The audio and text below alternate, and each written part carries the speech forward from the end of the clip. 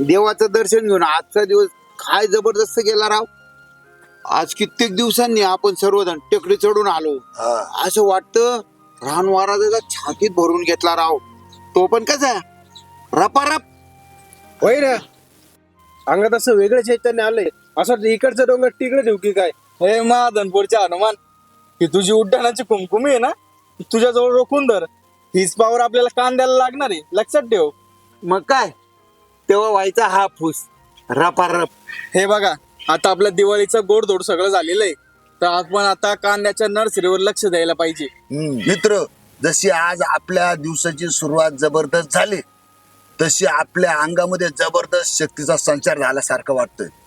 त्यामुळे आपला दिवस विनासाय छान आणि प्रोडक्टिव्ह गेल्यासारखं वाटेल. जसं कांद्याचं यश त्याची सुरुवात किती जबरदस्त होते त्याच्यावर अवलंबून असते. एक गोष्ट लक्षात ठेवा, ज्याची सुरुवात चांगली त्याचा शेवट सुद्धा चांगला होण्याची शक्यता असते. एक इंग्रजीमध्ये म्हणे, good start is the half done.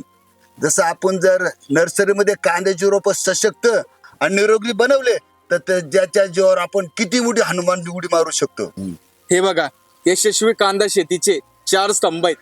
पहिलं म्हणजे त्याचं संख्या नियोजन, दुसरं म्हणजे आकारमान आणि त्याचं वाढ, तिसरं म्हणजे त्याचा देखणेपणा आणि चौथं म्हणजे त्याचा टिकाऊपणा.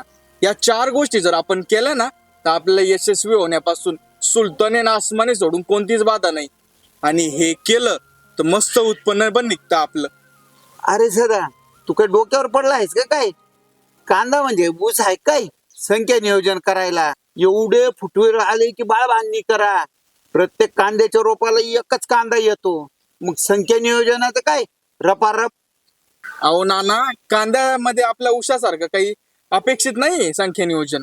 पण आपल्या निष्काळजीपणामुळं कांदा शेतीत कधी कधी रोप आपले कमकुवत राहून जातात. आणि तेच जर का आपण कमकुवत रोप शेतीत लावले तर आपलं नुकसान पण होतं, आपलं उत्पन्न घटतं आणि वरून आपलं उत्पादन पण कमी होतं. समजलं का? आता विचार कर, एकराला 2.25 लाख रोप लागतात.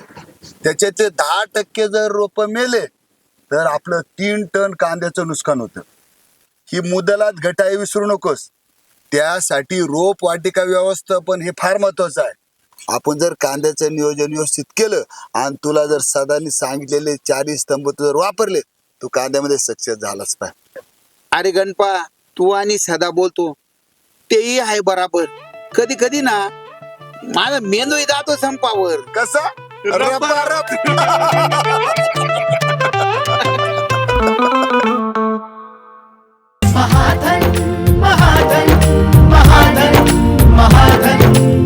महाधन